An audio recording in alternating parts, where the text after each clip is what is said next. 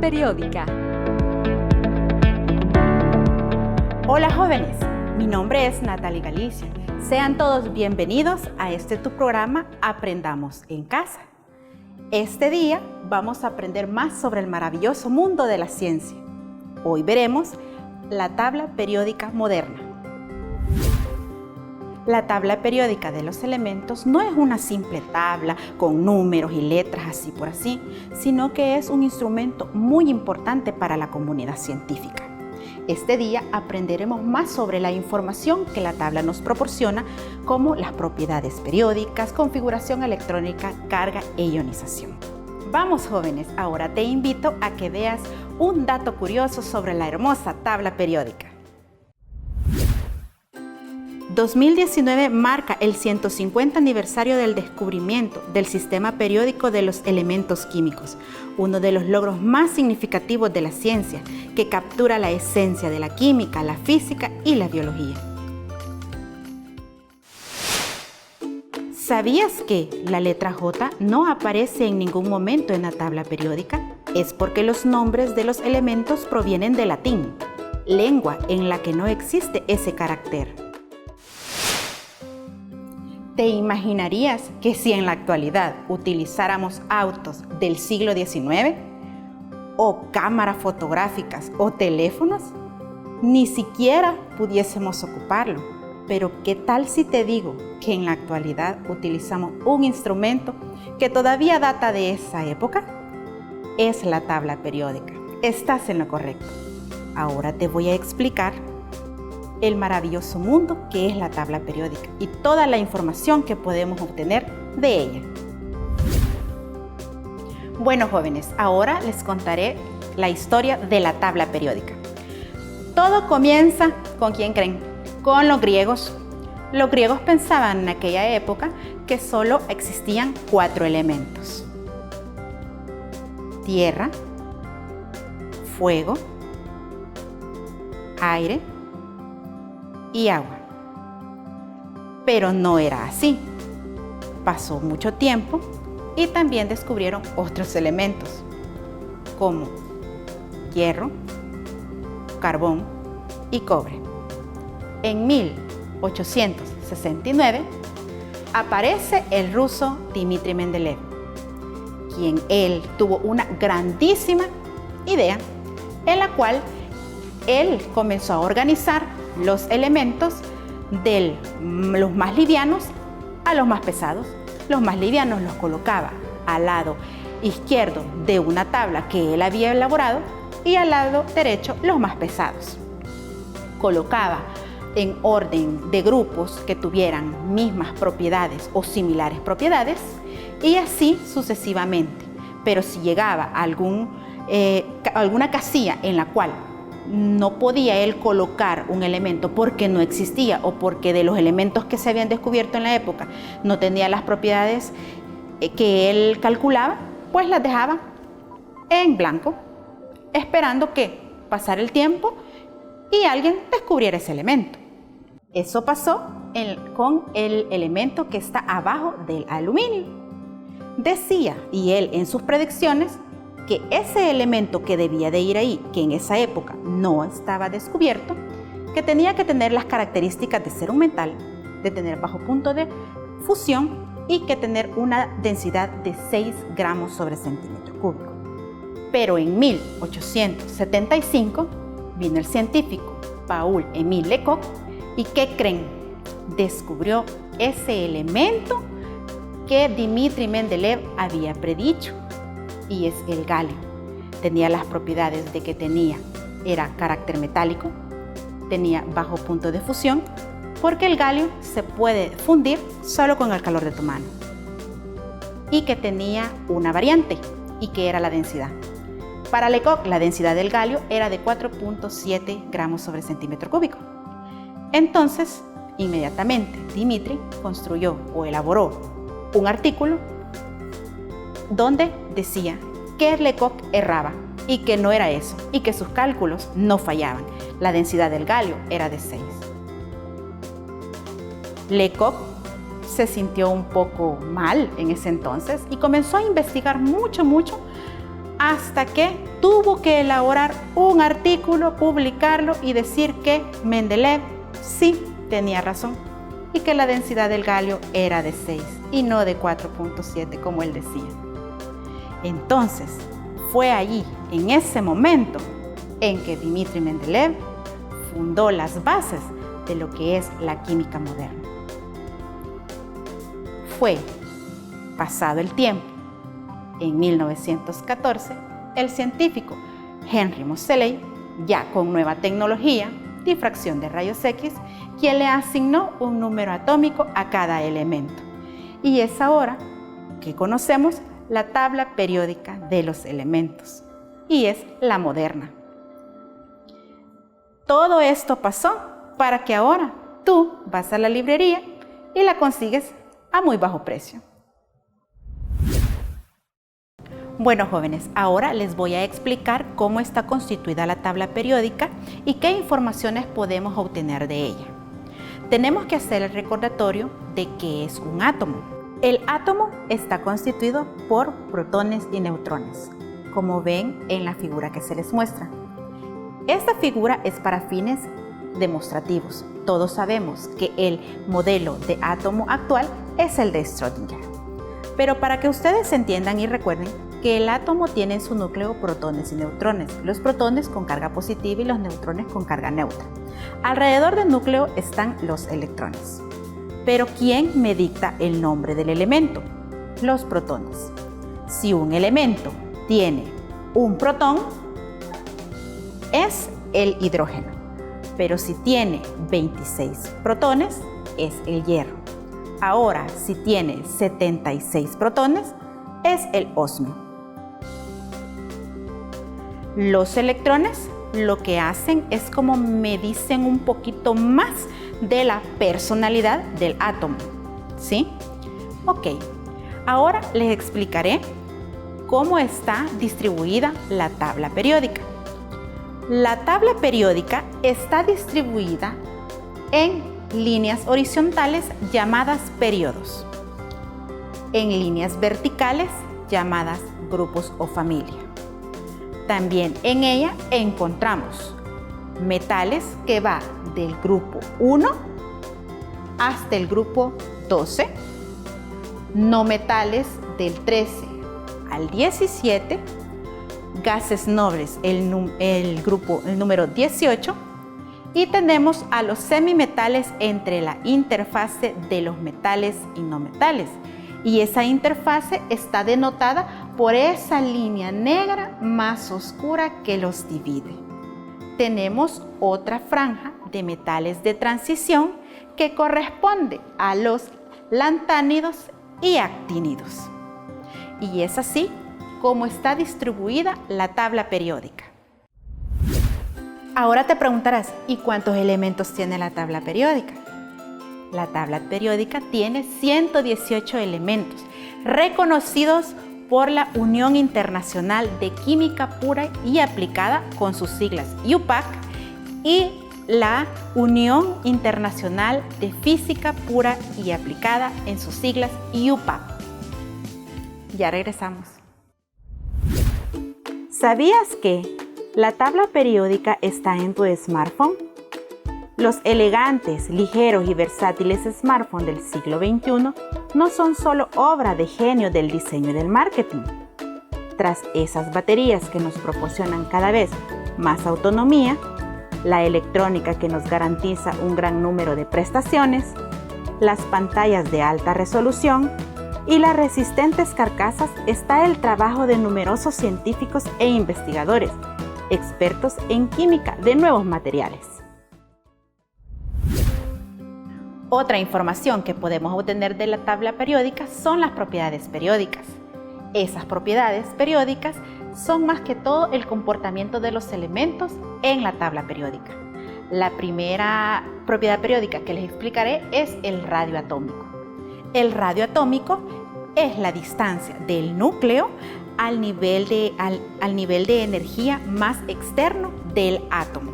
Por tanto, en la tabla periódica, el radio atómico aumenta de arriba hacia abajo en un grupo. ¿Por qué? Porque Al aumentar de arriba hacia abajo, se van aumentando los niveles energéticos, por tanto tendrá más orbitales el átomo, mientras aumenta en un periodo de izquierda a derecha. ¿Por qué? Porque se tienen mayor número atómico, más número de protones. Estos lo que hacen en los electrones es más atracción y su radio disminuye. Otra propiedad periódica es el radio iónico, que el radio iónico es el radio de un átomo que pierde o gana electrones. Se refiere más al ion en sí que al átomo. En la tabla periódica, el radio iónico aumenta muy similar al radio atómico. Aumenta en un grupo de arriba hacia abajo y en un periodo de izquierda a derecha. Electronegatividad es otra propiedad periódica y esta me dice la tendencia que tiene un átomo a atraer electrones para formar enlaces químicos. La electronegatividad en la tabla periódica aumenta de abajo hacia arriba en un grupo y siempre de izquierda a derecha en un periodo. Afinidad electrónica es la energía que se libera cuando el átomo capta un electrón. En la tabla periódica aumenta en un periodo de izquierda a derecha, pero en los grupos no hay mucha variación. La energía de ionización es la energía que se necesita para que el átomo libere un electrón. En la tabla periódica, la energía de ionización aumenta en un grupo de abajo hacia arriba y en un periodo de izquierda a derecha. Debemos recordar que la tabla periódica está distribuida por sus niveles o bloques. El bloque S, conformado por el grupo 1 y 2, con capacidad de 2 electrones. El bloque P, con capacidad máxima de 6 electrones. El bloque D, con capacidad de 10 electrones. Y el bloque F, que corresponde a los lantánidos y actínidos, con 14 electrones. ¿Sabías que, mientras que los 94 elementos de la tabla periódica existen de forma natural, los siguientes 23 elementos solo han podido sintetizarse en el laboratorio? Sin embargo, lo curioso es que algunos de los elementos naturales existen en cantidades tan pequeñas que fueron sintetizados antes de ser descubiertos en la naturaleza. Además, en el pasado, los elementos del 95 al 100 existieron en su forma natural, pero actualmente solo se pueden conseguir artificialmente. Ahora realizaremos la configuración electrónica del sodio, que tiene un número atómico de 11. ¿Qué quiere decir? Que él tiene 11 protones y 11 electrones. ¿Cómo se desarrolla la configuración electrónica? Con ayuda de esa herramienta preciosa que es la tabla periódica. Primeramente, tendríamos que tener al final de la configuración 11 electrones que le corresponden al sodio. Por tanto, vamos nivel por nivel. Desarrollamos el nivel 1, donde el bloque S tiene su capa completa con 2 electrones. Pasamos al nivel 2. Siempre en bloque S, el nivel 2 tiene su capa completa o su nivel energético completo con 2 electrones. Posteriormente, seguimos en la tabla periódica en el mismo nivel, pero pasamos al bloque P. Tenemos 2P. Ese bloque está completamente lleno. Su máxima capacidad es de 6 electrones. ¿Cuántos electrones llevamos hasta ahorita? 2 más 2, 4. Más 6, 10. Para llegar a 11 nos faltaría 1, pero seguimos en el nivel 3. En el bloque S, ¿sí? Como nos falta 1, sería un electrón. Entonces aquí tenemos 11 electrones y esta sería la configuración electrónica para el sodio. Ahora desarrollaremos la configuración electrónica del silicio. Él tiene un número atómico de 14, por tanto tiene cabal 14 protones y 14 electrones. Ahora vamos a desarrollar, siempre ayúdense de su tabla periódica. Decimos que en el nivel 1 tiene su capacidad máxima de 2 electrones. Pasamos al nivel 2. En el bloque S también tiene su capacidad máxima de 2 electrones. En ese mismo nivel pasamos al bloque P y tiene su capacidad máxima, 6 electrones. ¿Cuántos electrones llevamos acá? 10. Seguimos en el nivel 3, en el bloque S. Tiene sus electrones completos, que serían 2. Pero en este mismo nivel 3, en el bloque P, ¿cuántos electrones nos faltarían? Tenemos 2, 4 y 6, 10. Más 2, 12. ¿Cuántos faltarían?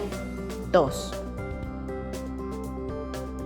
Entonces aquí tenemos 14 electrones y esta sería la configuración electrónica para el silicio.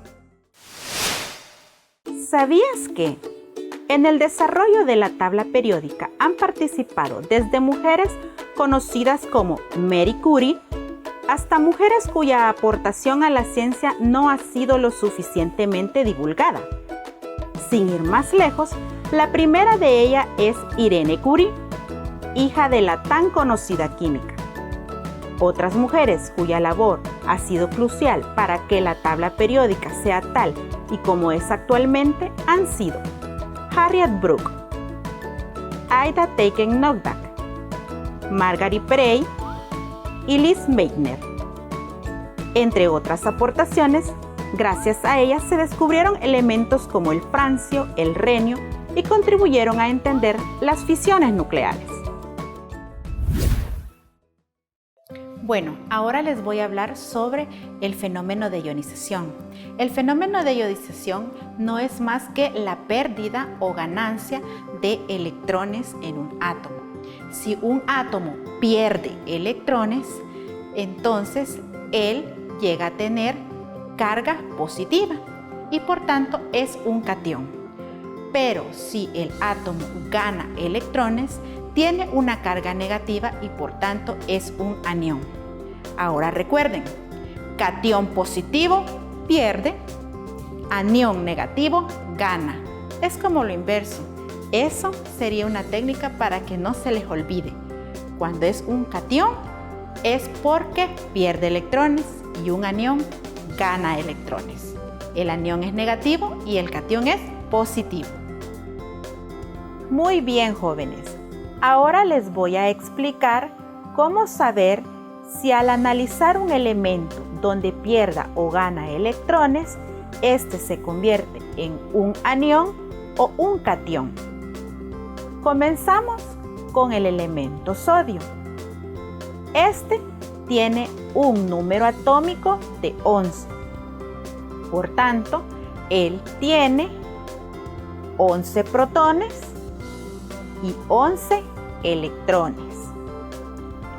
Pero decimos que el sodio pierde un electrón, por tanto, él tendría 10 electrones, pero mantiene sus 11 protones.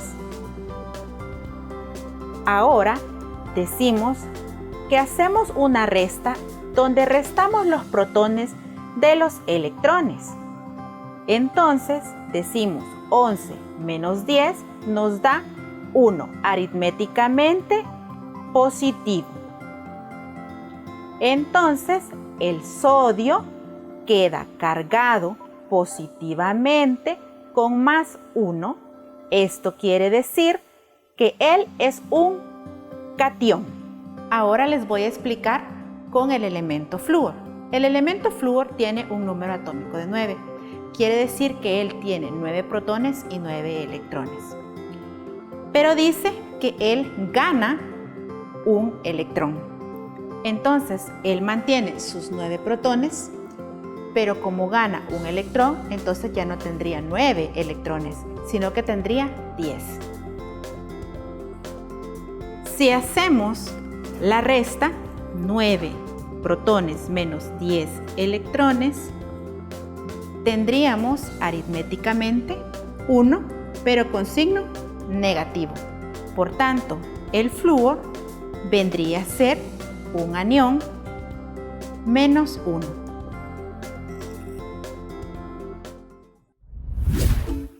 ¿Sabías que uno de los elementos que aparece en la tabla periódica fue descubierto en el espacio?